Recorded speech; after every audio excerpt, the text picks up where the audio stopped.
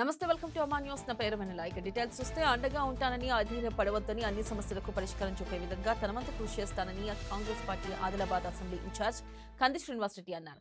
జిల్లా కేంద్రంలోని క్యాంపు కార్యాలయం ప్రజాసేవా భవన్ కు పెద్ద ఎత్తున తరలి వచ్చిన ప్రజలు, కాంగ్రెస్ పార్టీ కార్యకర్తలు, అభిమానులతో సందడి వాతావరణం నెలకొంది. ప్రజాసేవా భవన్ ప్రాంగణం కోలాహలంగా మారింది. ఈ సందర్భంగా పలువురు బాధితుల నుంచి ఆయన వినతులను స్వీకరించారు. వారి సమస్యలను ఎంతో ఓపికగా విన్నారు. వాటి పరిష్కారానికి సాయశక్తులా కృషి చేస్తానని, ఆందోళన చెందాల్సిన అవసరం లేదని వారికి భరోసా కల్పించారు. కాంగ్రెస్ ప్రభుత్వ హయాంలో అన్ని వర్గాలకు న్యాయం జరుగుతుందని తెలిపారు. ప్రతి పేదవాడి సంక్షేమం, అభివృద్ధి లక్ష్యంగా ప్రభుత్వం కార్యాచరణతో ముందుకు సాగుతుందని వివరించారు. ఈ సందర్భంగా పలువురు అవుట్సోర్సింగ్ ఉద్యోగులు, కాంట్రాక్ట్ ఎంప్లాయీస్ కేఎస్ఆర్ ను మర్యాదపూర్వకంగా కలిసి తమ కోడ్ను వెళ్లబోసుకున్నారు. ఇక ఆయన సానుకూలంగా స్పందించి తప్పకుండా న్యాయం జరిగేలా చూస్తారని హామీ ఇచ్చారు. అదేవిధంగా ఈ నెల 19న పట్టణంలోని రామ్లీలా మైదానంలో జరిగే 394వ ఛత్రపతి శివాజీ మహారాజ్ ఉత్సవాలకు రావాలని మరాఠా తిర్లే కుంభీ సమాజ్ సభ్యులు ఆయన కలిసి ఆహ్వానం పలికారు. ఇక కార్యక్రమానికి సంబంధించిన కరపత్రాలను ఆయన చేతుల మీదుగా ఆవిష్కరించారు. ఇక అదేవిధంగా సీనియర్ న్యాయవాది బండారి గంగారెడ్డి కంది శ్రీనివాస్ రెడ్డి సమక్షంలో కాంగ్రెస్ పార్టీలో చేరారు.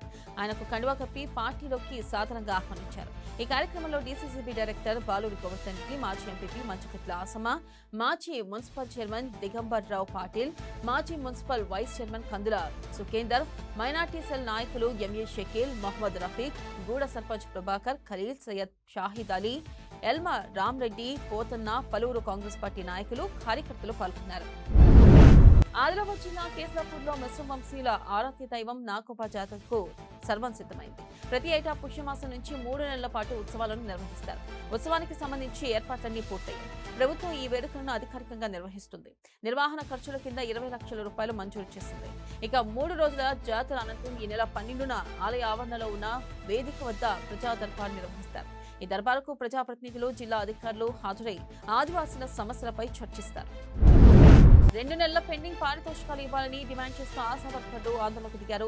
తెలంగాణ ఆశా వర్కర్ల యూనియన్ సిఐటియు జిల్లా కమిటీ ఆధ్వర్యంలో పెద్ద ఎత్తున ర్యాలీగా తరలివచ్చి ఆదిలాబాద్ కలెక్టరేట్ ఎదుట ధర్నా చేపట్టారు. ప్రభుత్వం తమకు న్యాయం చేయాలని పెద్ద ఎత్తున నినాదాలతో హోరెత్తించారు.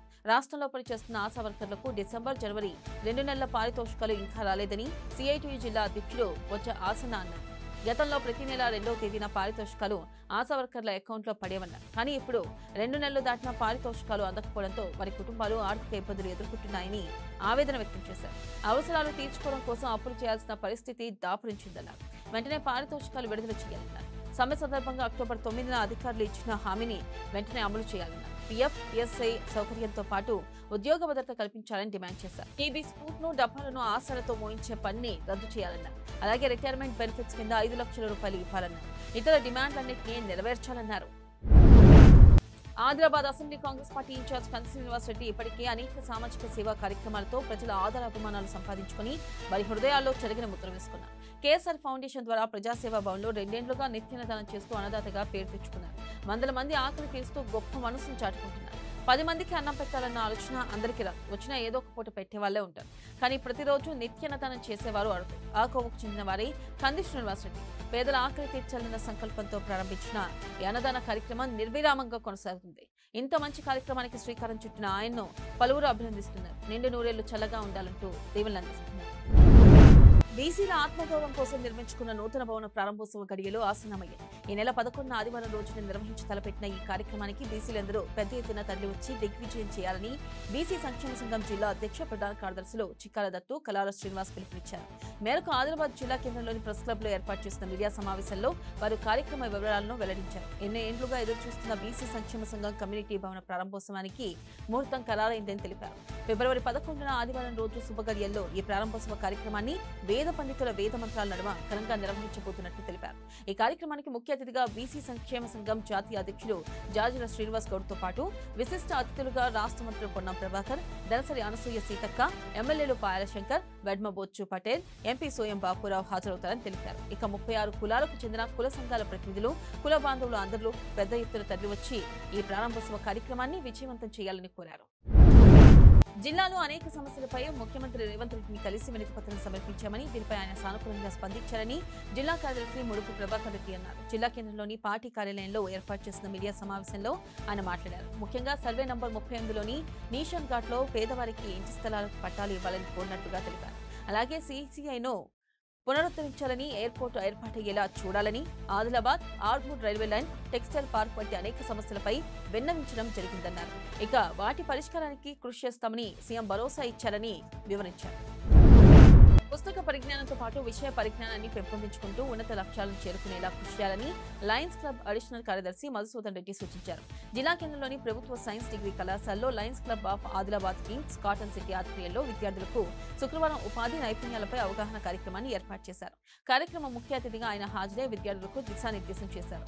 కళాశాల ప్రిన్సిపాల్ శ్రీనివాస్, లయన్స్ క్లబ్ సభ్యులు రమాకాంత్, నరేందర్, బండారి దేవన్న, ప్రకాష్, అనంత్, వెంకట్రమణ తదితరులు పాల్గొన్నారు. ఈ సందర్భంగా లయన్స్ క్లబ్ అడిషనల్ కార్యదర్శి మధుసూదన్ రెడ్డి మాట్లాడుతూ సమాజంలో గౌరవప్రదమైన ఉద్యోగం సాధించాలంటే తమలోని నైపుణ్యాలను గుర్తెరిగి వాటిని పెంపొందించుకోవాలని సూచించారు. రోజు రోజుకి అధునాతన సాంకేతిక అందుబాటులోకి వస్తున్న నేపథ్యంలో అందుకు తగ్గట్లుగానే విషయ పరిజ్ఞానాన్ని మెరుగుపరుచుకోవాలని పేర్కొన్నారు. బీఆర్టీయూ నూతన జిల్లా ప్రధాన కార్యదర్శిగా ఎన్నికైన నర నవీన్ యాదవ్ కు అభినందనలు వెల్లువెత్తాయి. పలువురు ఉపాధ్యాయులతో పాటు కుల సంఘాల నాయకులు విషస్ తెలియజేశారు. జిల్లా బీసీ సంక్షేమ సంఘ భవనంలో జిల్లా కమిటీ ఆధ్వర్యంలో జిల్లా అధ్యక్షులు చిక్కల దత్తు, ప్రధాన కార్యదర్శి కలాల శ్రీనివాస్ నేతృత్వంలో బీసీ సంఘం నేతలు ఆయనను శాలువాతో ఘనంగా సత్కరించి శుభాభివందనాలు తెలిపారు. ఇక భవిష్యత్తులో మరింత ఎత్తుకు ఎదగాలని, మరిన్ని ఉన్నతమైన పదవులను అధిష్ఠించాలని ఆకాంక్షించారు. ఈ సందర్భంగా గొంగిళ్ల ప్రవీణ్ పంతులు ఆయనకు ఆశీర్వచనాలు అందజేశారు. వేలమండల్లోని సదల్పూర్ బైరందేవ్ మహాదేవ్ జాతర నేటితో ముగిసింది. ఆదివాసీ సాంప్రదాయబద్ధంగా కొరంగే దంపతులు ప్రత్యేక పూజలు నిర్వహించి దహీ హండీ ఖాలాతో జాతరను ముగించారు. ప్రతి ఏటా పుష్యమాసంలో నవమి రోజున బైరందేవ్ మహాదేవ్ జంగి జాతర వారం రోజుల పాటు కొనసాగి అమావాస్య రోజున ప్రత్యేక పూజలు నిర్వహించి దహీ హండీ కాలంతో ముగియడంతో ఆనవాయితీగా వస్తుంది. ఇక గత 52 సంవత్సరాల నుండి ఈ జంగి జాతర కొనసాగుతుందని స్థానికులు పేర్కొంటున్నారు. చివరి రోజు కావడంతో భక్తులు మండలం నలుమూల నుండే కాకుండా ఇతర ప్రాంతాల నుండి భారీ సంఖ్యలో తరలి రావడంతో ఆలయ ప్రాంగణం కిక్కిట్లాడింది. చిన్నపిల్లలు రంగుల రాట్నాలు, ఉయ్యాళ్లు ఊగుతూ కేరింతలు కొట్టారు.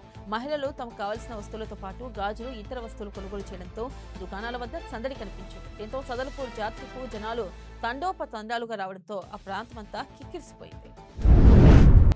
వేలమండలంలోని పాత తోయగూడలో ఈ నెల 10వ తేదీన శనివారం రోజున 2వ ఆత్మీయ సమ్మేళన కార్యక్రమాన్ని నిర్వహిస్తున్నట్లు నిర్వాహకులు గద్దల శంకర్ తెలిపారు. సాత్నాల ప్రాజెక్టు నిర్మాణంలో భాగంగా 40 ఏళ్ల కిందట గ్రామమంతా ఖాళీ చేసి గ్రామస్తులు చెట్టుకొకరు పొట్టుకొకరుగా విడిపోయి ఆయా ప్రాంతాల్లో స్థిర నివాసాలు ఏర్పాటు చేసుకున్నారని, వివిధ రంగాల్లో స్థిరపడి జీవనం సాగిస్తున్నారని పేర్కొన్నారు. మళ్లీ గ్రామస్తులంతా కలుసుకుని గత స్మృతులను, చిన్ననాటి జ్ఞాపకాలను నెమరవేసుకోవాలని, గ్రామంతో తమకున్న అనుబంధాన్ని గుర్తు చేసుకోవాలనే ఉద్దేశంతో ఈ ఆత్మీయ సమ్మేళన కార్యక్రమం ఏర్పాటు చేస్తున్నట్లుగా వెల్లడించారు. ఈ కార్యక్రమానికి గ్రామస్తులంతా పెద్ద ఎత్తున తరలివచ్చి విజయవంతం చేయాలని కోరారు.